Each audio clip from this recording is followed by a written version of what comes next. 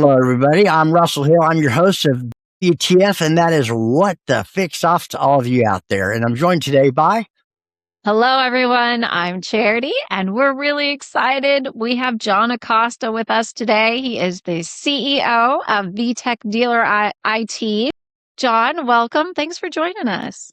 Thank you guys for having me. I get to spend most of my mornings with Russell, and so I'm just always it's always a pleasure to meet the whole team. So we get to hang out a lot more than it would seem, on Clubhouse.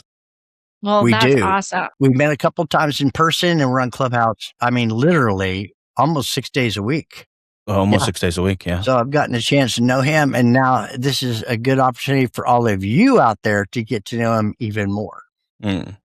Yeah. So speaking of John, why don't you give us a summary of who you are and what you do? So my name's John Acosta. I'm the CEO of VTech Dealer IT. We are an IT, cybersecurity, all systems integrator for car dealers, for new car dealer franchises. And, what we like to say is that if we're not providing revenue and we're plugging holes in the revenue bucket for dealers, we're not doing our job.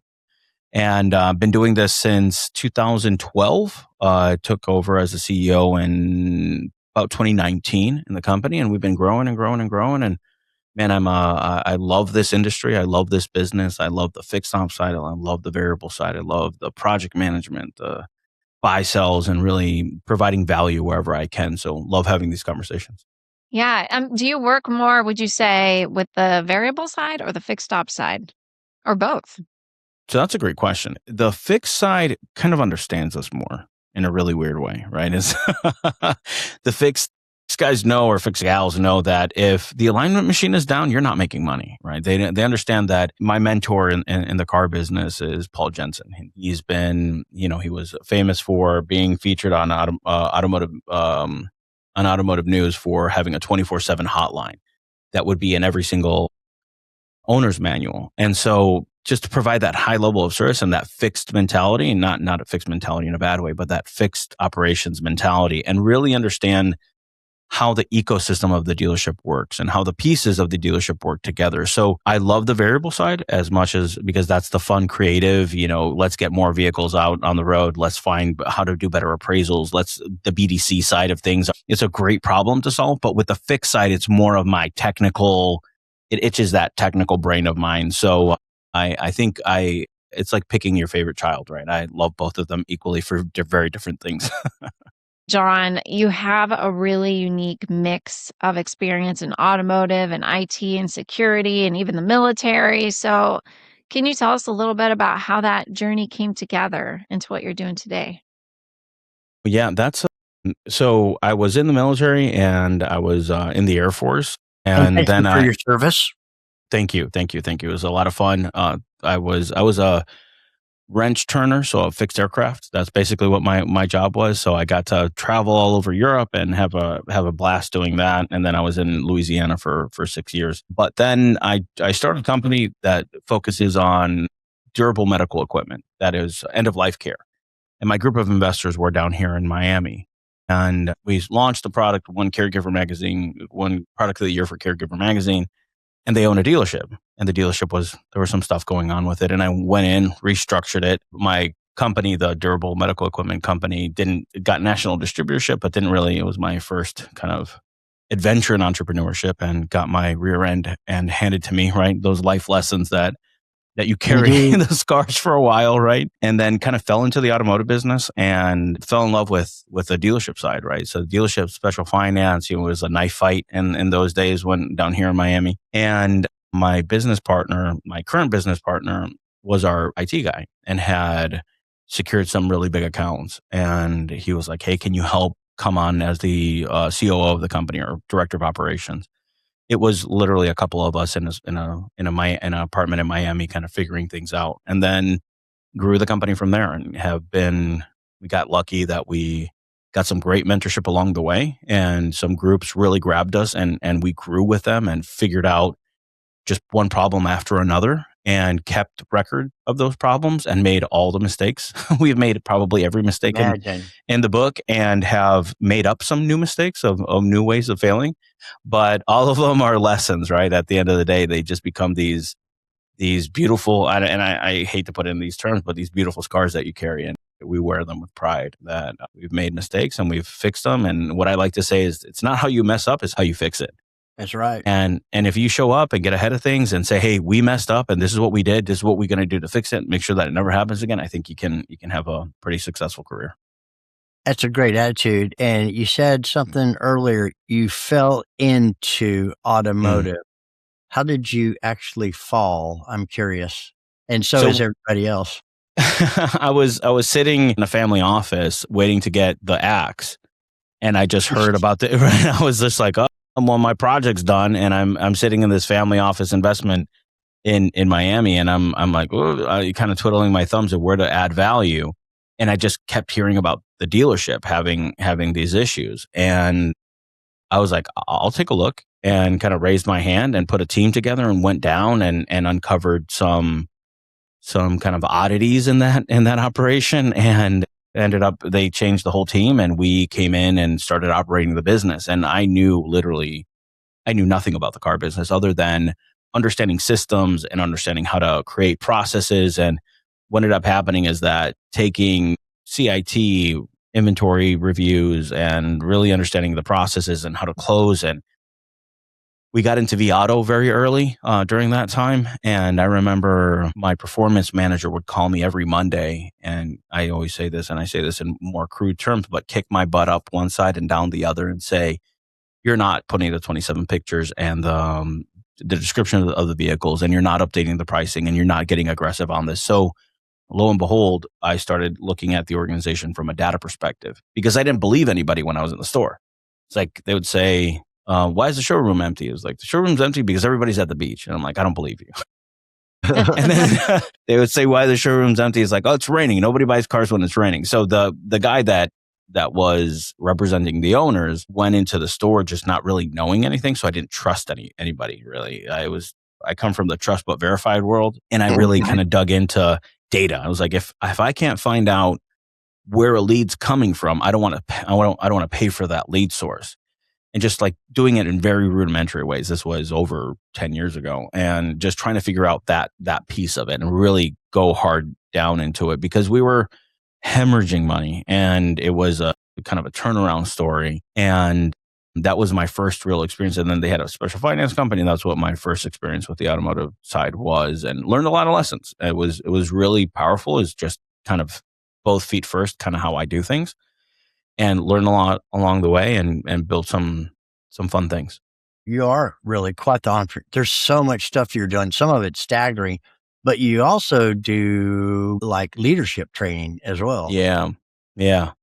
I don't even know how you do it, honestly. I mean, because I see you every day or hear you every day. And it's like, okay, like during All Things Car Biz, that event, I mean, I just hit the ground, and you're already setting something up to do a 3-hour training session already that afternoon. It's like an amazing talent. So Charity, go ahead.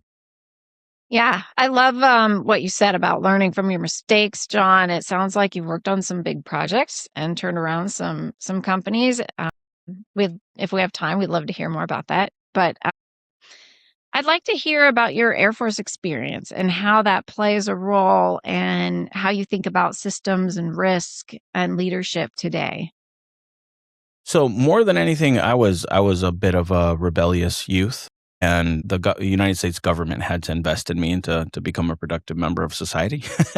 So I went into aircraft maintenance, and in aircraft maintenance is really systems, is understanding systems at the end of the day. That's all aircrafts are just complicated systems. And one of the most powerful things that I learned was troubleshooting. So basic troubleshooting, when the United States government sent me to understand troubleshooting, and then understand advanced troubleshooting, and what the power of creating momentum in an organization looks like. And you can overcome so much with momentum and training and SOPs, because the first squadron where I was stationed was a tanker squadron in Europe, right? So the cycle of when people go to those bases is very short period of time. So you just kind of have this constant churn of you're a number, and you just kind of plug in, and within 6 months you're pretty productive, and then you leave within either 2 years or 4 years, depending on what your assignment looks like.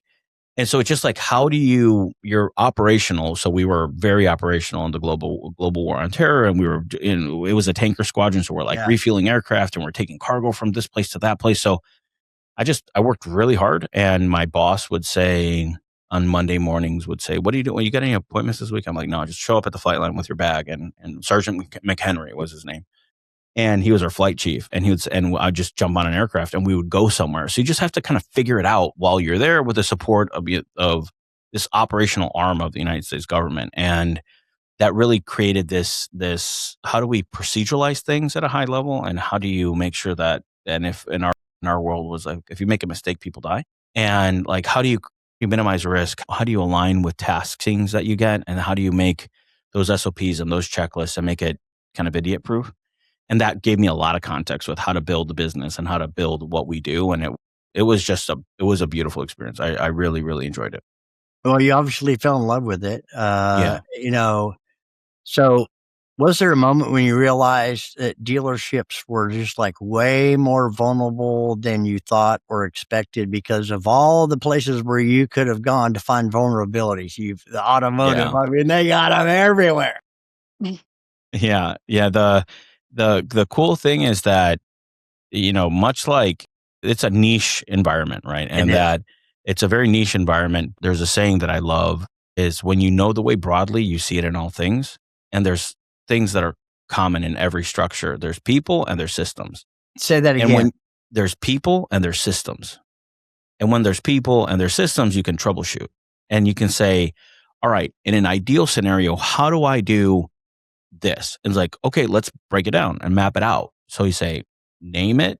So you say, I'm going to name what the thing is. So this is, the let's say contracts in transit, right?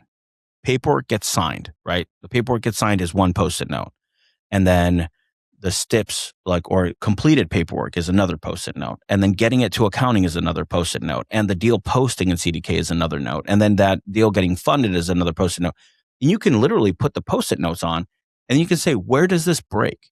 Where does it break most often? Well, it breaks when they're collecting the STIPs. And let's magnify that problem and say, when collecting this, why is it collecting STIPs? And then you say, oh, well, the finance manager is usually busy and they don't have necessarily a finance secretary that can track down this stuff.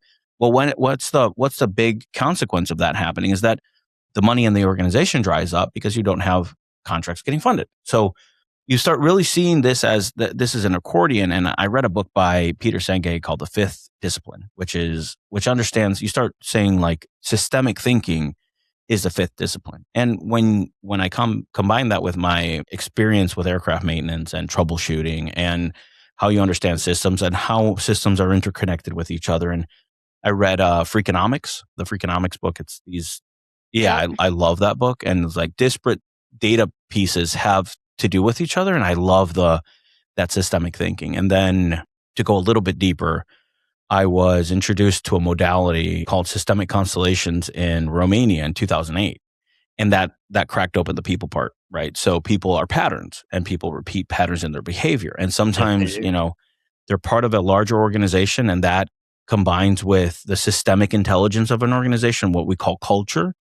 And then it creates these feedback loops that are either destructive or constructive. That, why do we keep having this same conversation over and over and over and over again? Why do we see the same person, even somebody that leaves the organization, somebody takes that spot and adopts the same behavior? It's because the system has some cultural unconscious communication that we're experiencing. And I think with the methodology that I'm very biased towards, and there's many other methodologies, but the one that I'm biased towards uncovers those dynamics and lets them go. And you can create massive momentum when you're doing that. It's amazing that the definition of sanity comes to my mind, because people, their behaviors, they keep doing the same thing, expecting different results. And even when new people step in, it seems to be the same thing over and over and over again. So how do you deal with that? So first is acknowledge what is. And when you approach things from a systemic lens, you acknowledge or them acknowledge? We acknowledge what is as a team, right? So this is something that me as a facilitator of this work, we do together. It's not adversarial. We're doing this together. And we say, it seems like every time we do this, this happens. And you let that settle. And somebody's like, that makes sense. It's not like you did this and I told you to do that and blah, blah, blah. Like you're forcing the system to comply rather than acknowledging where it is. Yeah. And you approach it from a place of curiosity, not from a place of judgment. And you say, man, this happens. And I catch myself doing this a lot. And I'm like, am I approaching this with curiosity or am I approaching this with judgment? Am I approaching it with curiosity or am I approaching it with my need to be right? Because I have my preconceptions of things. But when I step into that facilitator role, the coach role, the role of the leader, right, the role of the systemic lens, I look at things side by side with the person and say, let's do this together. Because you're obviously playing your part, I'm playing my part. But in the role of facilitators, we can step back and see it as a system. Would this happen if you weren't here? And usually the answer is yes. I heard something when you said, and it's a great way to approach people or defuse people. It seems like, it sounds like, it looks like, those are very powerful words when starting something like that. Don't you agree? Absolutely. And I cannot take any credit for it. That is Chris Voss, Never Split the Difference. I was in a tough negotiation with a customer, read the book 7 times back to the only back. reason I know is I'm reading it right now. Yeah, that he is a master. He is a master of that. It's very powerful. Yeah. I even wrote it down. I got all these things I look at, just to remind myself so I can keep moving forward. But yeah, powerful stuff. Very I was powerful. wondering if that was where it came from. Boom, right on. 100%. I cannot take any credit. I read it. I'm reading it. That's good. Tell us a little bit about how did you see a gap in the market? How did VTech fit into that? How's that working out? I wish I was that smart. We did not. I wish I was that smart that I was like, I got this cool story that, I saw it in a dream and I was in the Sahara Desert and some sage came up to us and said, dealerships is the next place that you're going to.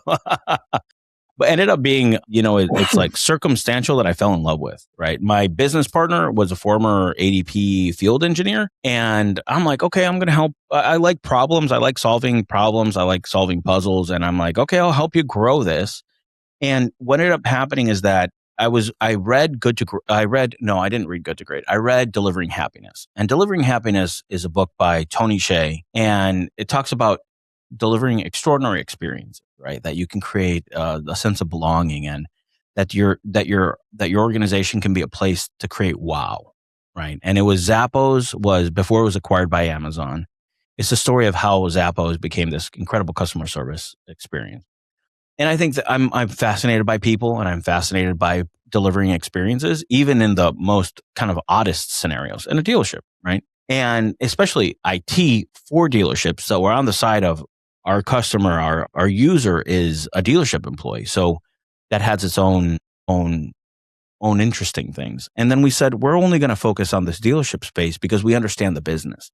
And that's the piece that I was bringing. I could say, we're not just IT people. We're specialists in this world. So we can create a density in the system, whether that's through Microsoft Teams that you create channels with appraisals and fixed. And, and this is a Daniel Gover line is like, and then he used Slack for this, is when the parts delivery truck comes in, there's a message sent out to everybody that, hey guys, the parts truck came in today, or hey Bob, your front fender is not coming in until tomorrow, right? And so you create a density and a speed in a system, and dealerships are so siloed that how do you create speed in the organization? It's kind of my thing, and it's a problem to solve. It's a problem that involves people, it involves systems, it involves technology, it involves all the things that I like to do. And I look at it from that perspective. And, my business partner really resonated with this piece that he said, the former company that he worked for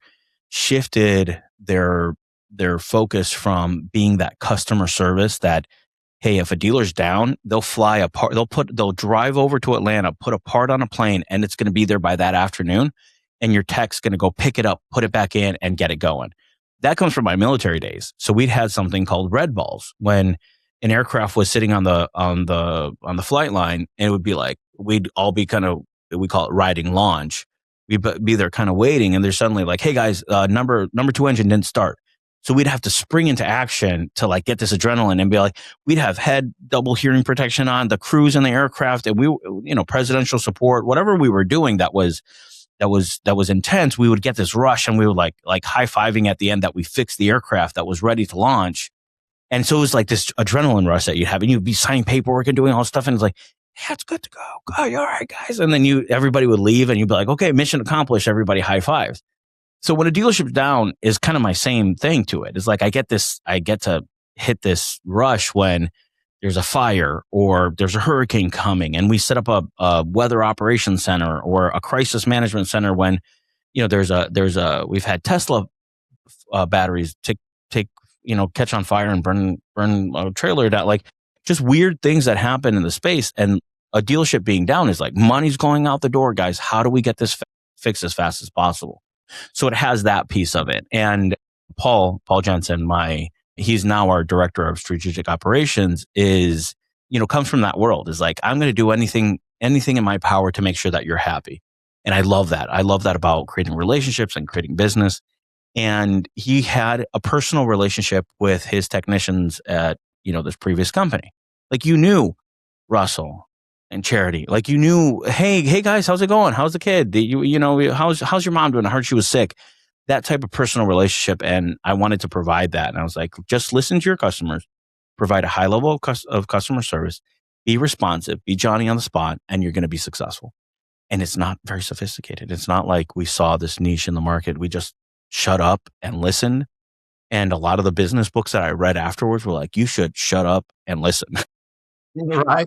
You just listen to your customer. I read Eric Ries's The Lean Startup, and it's like, just listen to your customer and fix and do and change. And that's how we run the company. We don't do things out of like, there's some things that are kind of in the future. There's some things that we've missed. Like, we didn't get into the NFT world. We didn't get into the building kind of meta cloud things, but we got into the data space. We got into the piece of unifying the organization. And that's kind of how we approach it. But it comes from my business partner, Abel, and Paul really showing us what true customer service looks like and how to be raving fans of your customer's business and then help them be more profitable and create a better, stronger organization. Do you think this I love that. silo thing that's happening, do you think that with all this technology, which includes AI as well, and in all the rooms you and I are in, we do tend to hear there's some extremely brilliant people, Daniel, and there's many of you're one of them. And it's like, are they really getting it, or are they just word track? Are things starting to change in automotive in that regard?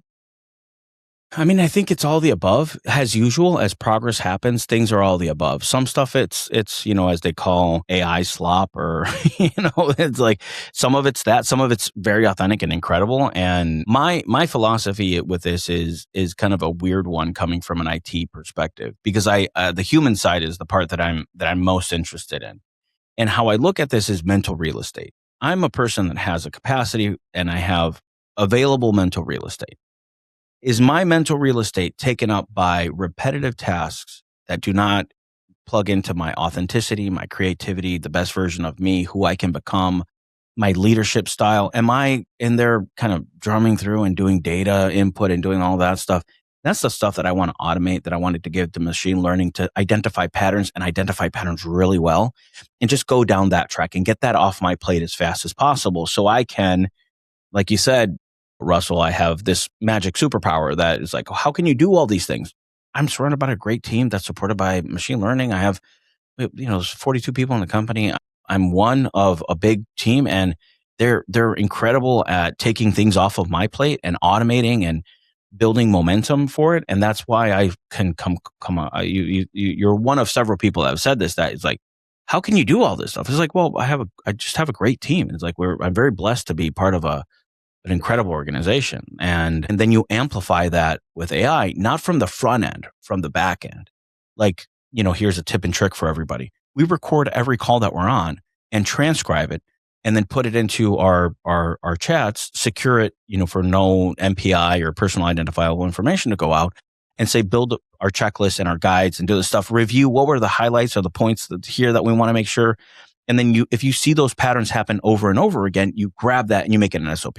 And so, like, okay, perfect. That's easy way to make an SOP that requires no effort other than hitting record and then putting the stuff into your preferred AI. Sounds really easy.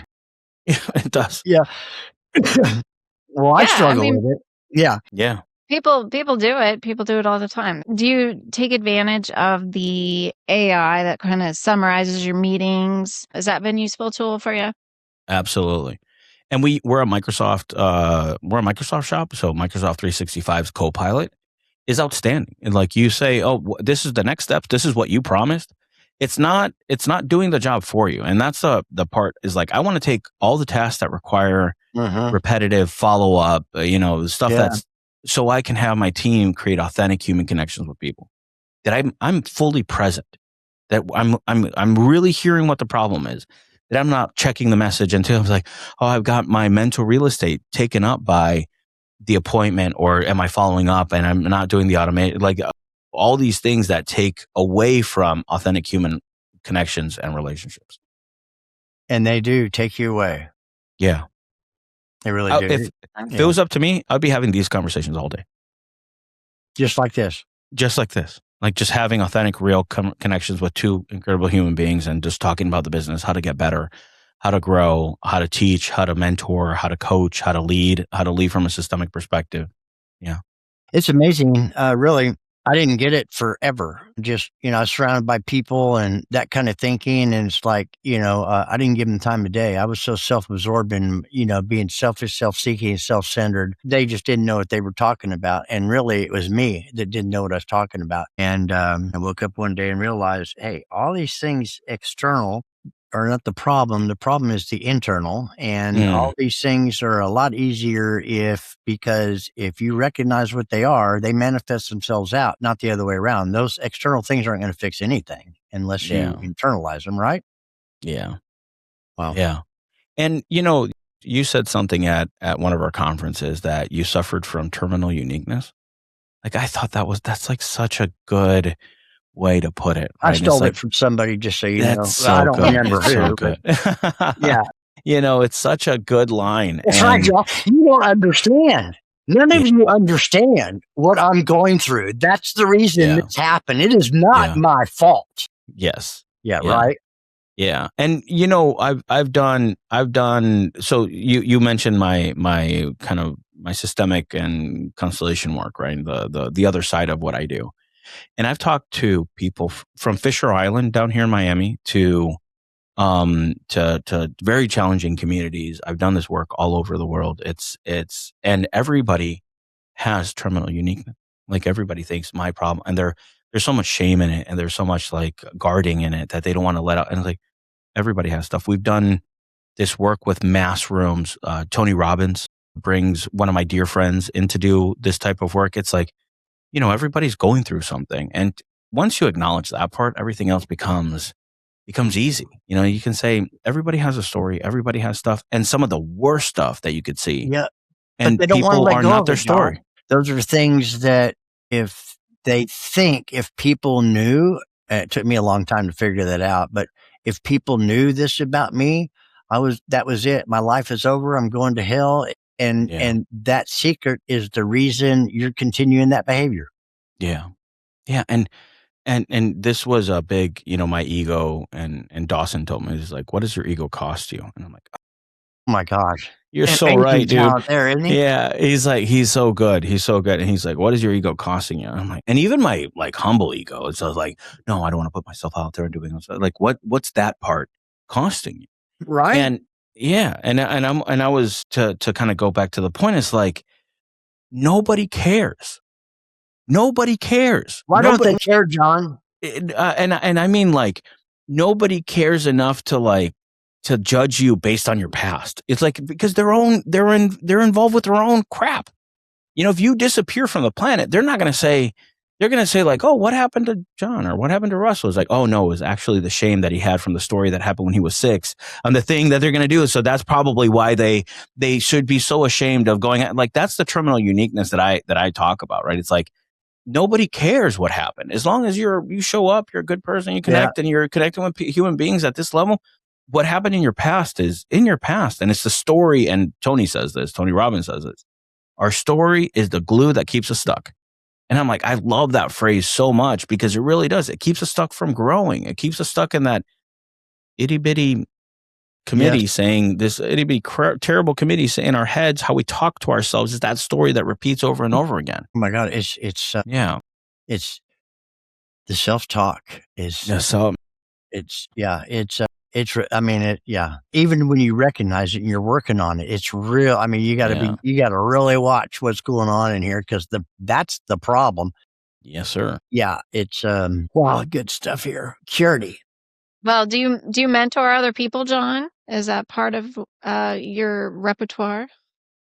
I get to have great conversations with people. When people are ready for having those conversations, I do. I get to ask questions that unlock other perspectives with people that I work with. And I just love, that's my favorite thing to do in the world is to say, hey, have you looked at it from this perspective? And it's just like, it's not a mentoring because the mentoring is like, I have some information that you don't, right? That I'm going to show you the way and I'm going to light the way with my torch. It's just more perspective. It's like, hey, look that way. And then they look and we do it together. So I don't think mentorship is the right word. It's more collaboration.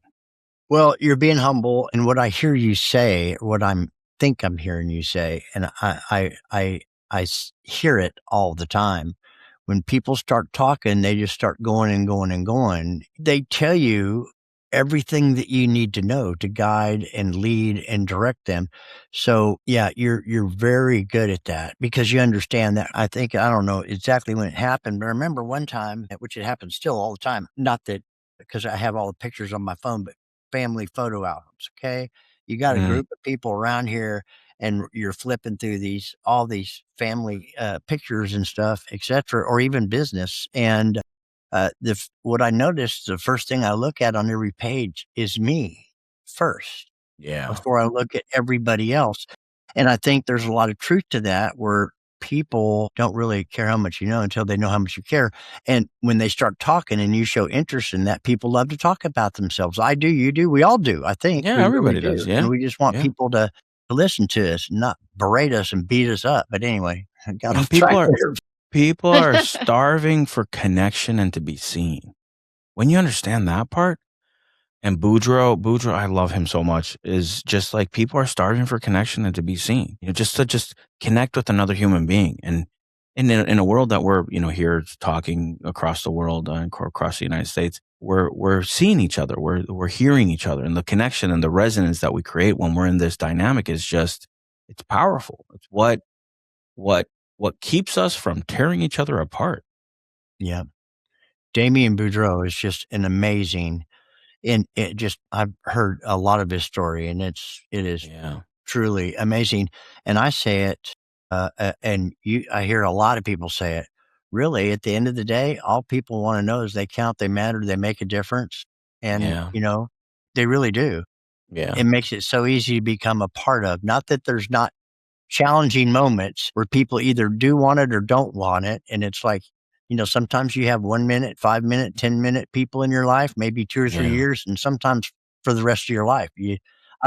Some of us don't really know, but I do know if someone stays in the problem all the time and I can't move them towards what's going on today or where they would like to go, then I have to move. Yeah. Yeah. That's the piece that That's I tough. say is like, you have to participate in your self-rescue. Well, why aren't people doing that, John? Yeah, and some people don't, Yeah, they don't. Yeah. And one of the things is, and I have this, and I'm a part of a community that does this work, right? And one of the things is like, love is not the most powerful force on the planet, I think. Loyalty is. Because we are biologically designed to be loyal to our system. It's like, what happened when we were, roaming the savannas, 400,000 years ago or 800 million years ago, whatever that looks like. What happened if you got excluded from the group? You would die. So belonging is ingrained in our biologies. Like our need to belong is so strong that we'll belong to broken systems. We'll belong to systems that are toxic to who we are. And we don't even know to the best version of. Yeah, we don't even know what toxic is. We're so blind. It's a blind loyalty. We're so blind to those scenarios that we will stay in a broken dynamic just to belong. I could listen to you all day, John. Do you run like your own show, or do you do any kind of podcast, or you kind of what's your way of getting your message out to people? So I host Dealer Tech Great Tuesdays. question, Jeremy. That is a great question. Yeah, and I appreciate that to put my plug in, right? So I host Dealer Tech Tuesdays, which talks about culture, technology, and leadership in the automotive business, right, in car dealerships. And then I host another podcast called Zulu One, and I write on Substack, and it's kind of everything for me connects at the system side and how people and organizations lead. And I just love talking about it. Like you would be, if you spent 2 days with me, and be like, God, this guy does not shut up. And you would be totally right. I don't know. I don't get that about you, because yes, you're a wealth of information, and the ebb and flow, the sound of your voice, all that it kind of pulls you in. But then you have ways of stopping and asking questions involving other people too. It's a very unique dynamic. Not everybody has that. So well done on that one. I appreciate that. Yeah. Yeah. Are you guys a remote company, or are you guys in person as well? So hybrid.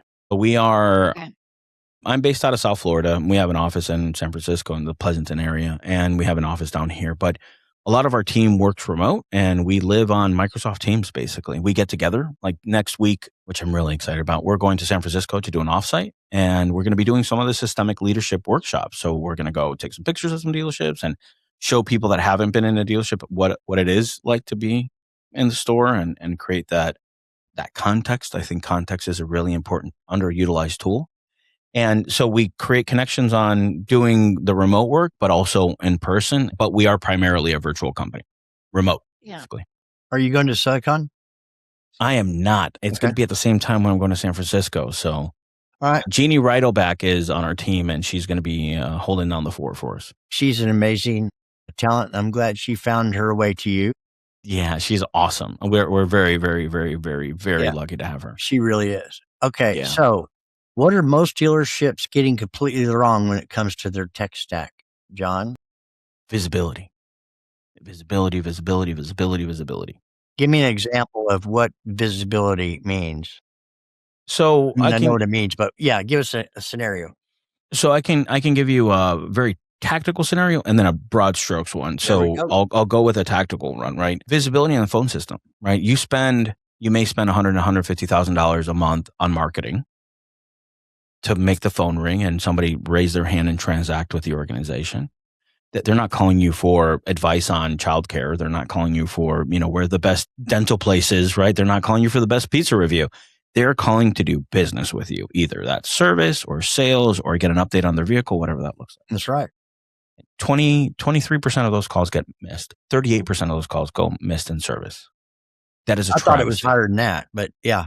Okay. It's a travesty. And these aren't my numbers. They're on our website. And they're pulled from a lot of resources from the industry. Car Dealership Guy is one of them, and several others, Automotive News. But that's a travesty because you've already spent the money to be able to do that, but you don't have visibility on the system. And if you don't have visibility on the system, you can't fix it. It's like first get visibility, then measure it, then fix it. That's really the practical way of doing stuff. It's like if I can't see it, I can't fix it. I don't know if I'm, Brad Wise talks about this a lot. He's like, I just want to be 1% better than yesterday. I'm not measuring against my competitors. I'm not measuring against anybody else. I just want to be a little bit better than we did yesterday. And having that visibility and plugging those leaks through SOPs, system design. And it's not stuff that you have to, this new product that comes down and has this new visibility. Like you can literally do it with the systems that you have now. It may be more difficult to have the visibility that you need, but you really want to know what that visibility looks like.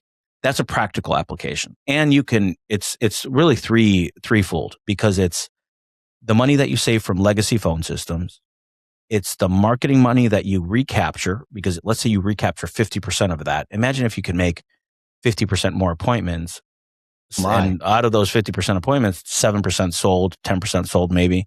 And then you're recapturing 60% of your service appointments. That pays for itself there, right? And then the uptick of what you're spending. So it gets really it gets, and it creates momentum and context. So that on the phone, like just one example is phone system, what that looks like, right?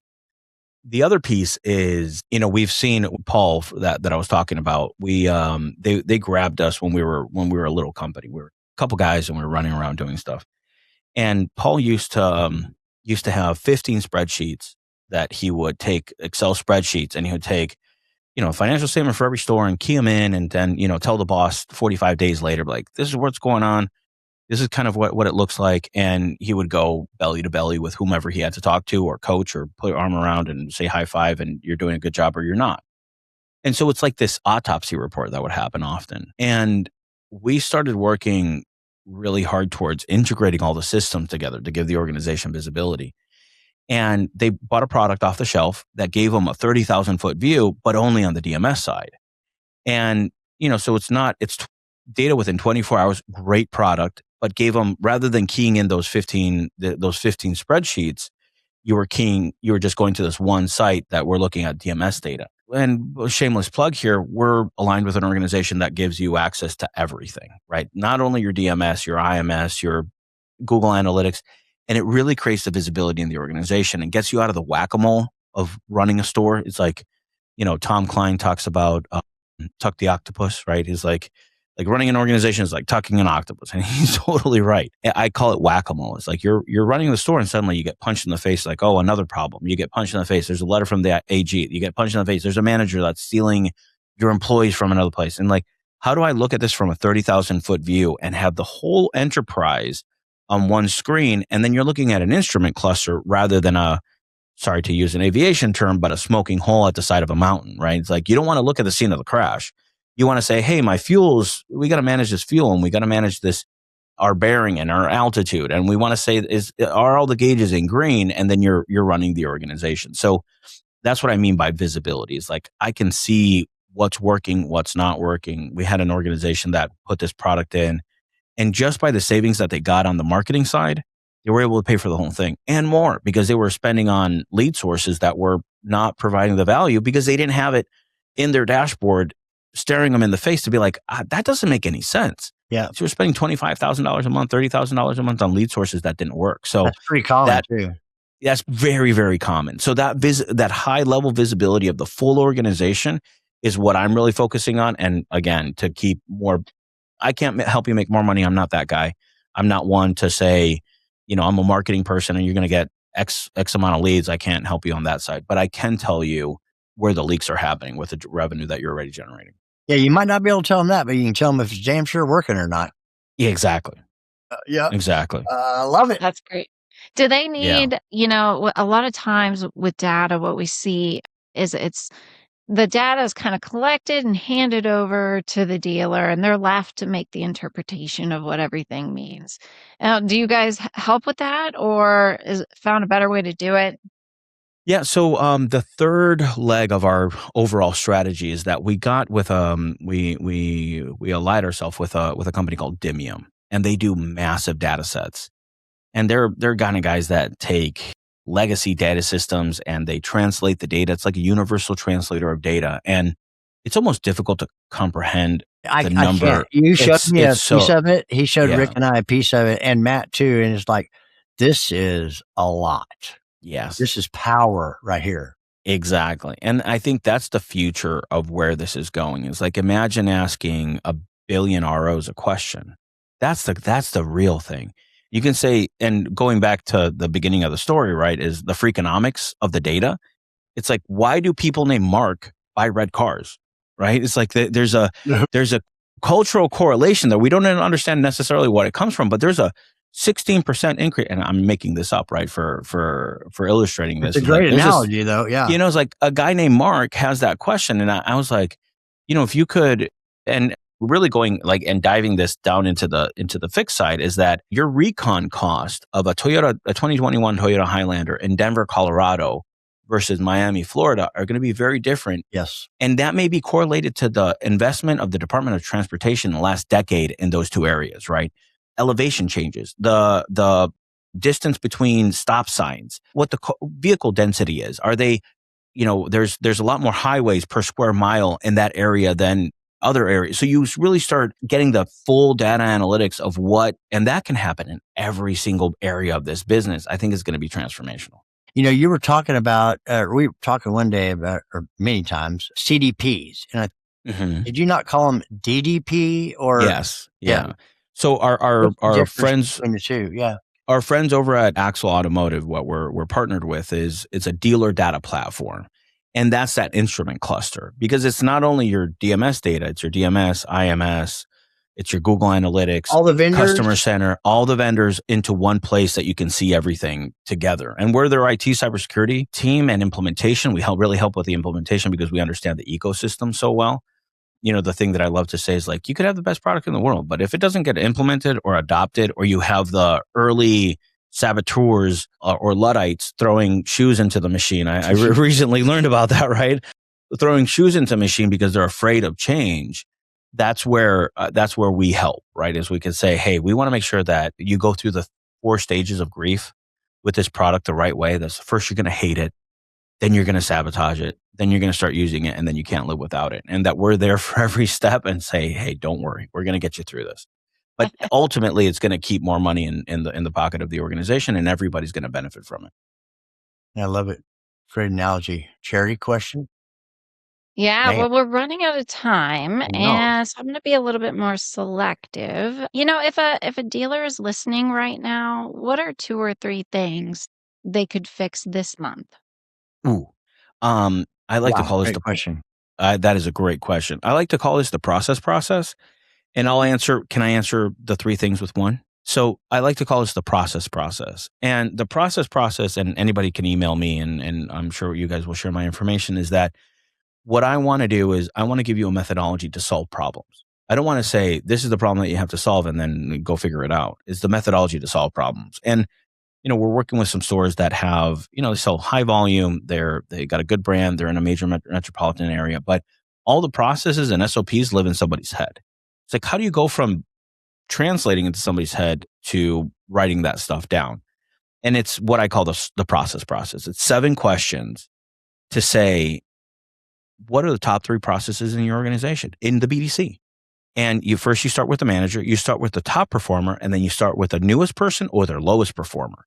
And what that does, it creates context of the organization. The manager might be like, the top 3 processes are A, B, and C. And then the top performer may be like, actually, you know what? It's these 3 things. It's 1, 2, 3. And then the person is like, what's a process? Right? Yeah. So what the hell are you talking about? There's a disconnect, and you really want the 3 to either collaborate or show you where the distance between the alignment is. And you go through the top 3 processes. You go through where do each one start and stop? If the most effective person in the organization left, would the process die with them? If you had a magic wand, what would you do? What would be the most effective change that you could have in the organization? And then you take the transcript of all those meetings and you do literally a Teams meeting. And I'll grab my phone. I'll be on site and I'll put my phone on a Teams meeting, and it will transcribe that information for me. And then I built a large language model or GPT that says, break this down into guides, processes, and SOPs.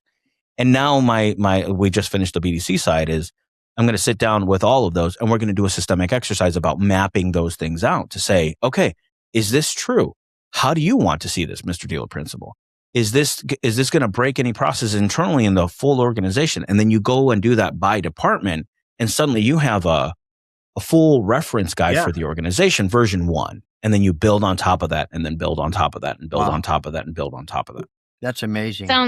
It sounds like something that most people would probably need help with. They wouldn't be able to do it on their own. And John's that guy. Happy to help. There you go. Yeah. I was waiting for it. I'm happy to help. Let's see. Is there any kind of tech that you're bullish on right now? And I guess you could say AI, but is there anything other than AI? I think the team at VinQ is doing some really fun, interesting stuff. I think I hear their name all the time. Yeah, VinQ is doing some really interesting stuff. I think that there's some traditional products that if you implement in innovative ways, you can make the organization denser. I'm a huge fan of Microsoft, regardless of the stories and everything that's happened. Sure. just the density and context and momentum that it creates in an organization, I'm super bullish about that because you can solve with context major problems that literally disappear because we have context. The siloed information is gone.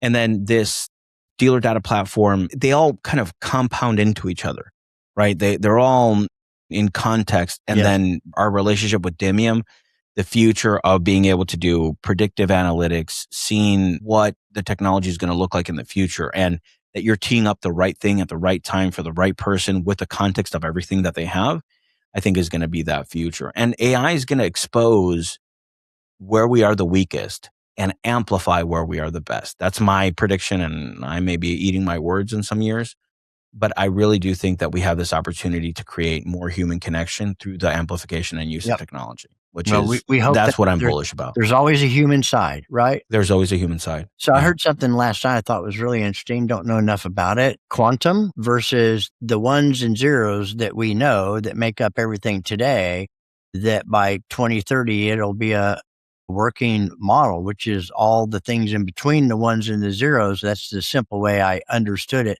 Is that something that is going to change everything again? Is it just because technology is moving so fast? And is it real? Is fusion? Is fusion real? Yeah, so I do think that there's emergent technologies out there, and I worry about it when it's in my lap. You know, Okay. it's like I'll keep an eye on it. Like AI, we were early adopters of AI and using it, and we have light kind of R&D pieces on it. Yeah, I love But it. the thing that's happening is like leapfrogging technology's leapfrogging some things. So quantum is, to use a reference from my childhood, this quantum leap, right? That's right. That's going to happen. That we're starting to become the bottleneck. And that as we remove that mental real estate, the human being is the part that we have the most upside on, that can amplify these systems to become the amplification of the best versions of us or the Wow. worst versions of us. I wrote an article talking about AI is much like Goya, like Goya Saturn devouring its children. Right? It's like if we implement it and teach it all of our wounds and all of our pain, we're going to have Terminator 2, right? It's going to be that dystopian future of it being an absolute disaster. Or we can have Star Trek. That is the connection of human beings, that we've built bridges of connection. And we are literally the We are. 1% that's going to put it one way or the other. And my mission in life is through the use of technology and through the use of this systemic coaching, systemic leadership, that you can help people become the best version of themselves, both professionally, personally, and spiritually. Yep, I think that's an important combination because it makes life well worth living when you help Yeah. enough other people along the way. Then, of course, we know the opposite. There's going to be people take it and do, and they already are, some pretty disastrous, horrific things. And I guess that's true with just about everything, right? It's just Yeah. a perception and what you do and how you look at it. My gosh, we just burned it up here. We burned it up, John. Like that. What a great conversation. Well, are there any questions we didn't ask you today, John, that you wish we had? Oh, I think everything was in perfect timing. It was very emergent, which is my favorite thing to do. That's a great way to answer that. It happened just the way it was supposed to. Exactly. Nothing more, nothing less. more, nothing less. This Yeah. is how it worked out. Yeah. So I got to say, man, this is it was very smooth. We're really happy. This is our 5th year, and mostly because of charity. The audience we have is really amazing. It's just getting better and better and better. We didn't understand it at first, what it takes to actually do and maintain and continue doing podcasts, but it is not the easiest thing in the world, as we see a lot of people. But we're both very honored that you came on here today to share something you did. I learned more about you, even though I hear you. I know you're there every day. Most of the time, I'll hear you in one room or APA or somewhere. And then, of course, having the opportunity to meet and spend a little time with you. And I'd like to spend more on the professional side as well, which I think we're going to be doing.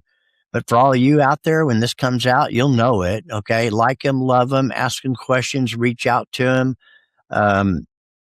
But he's got an assistant he uses, and it works really, really well. I just haven't figured out how to do that yet. It works really, really well.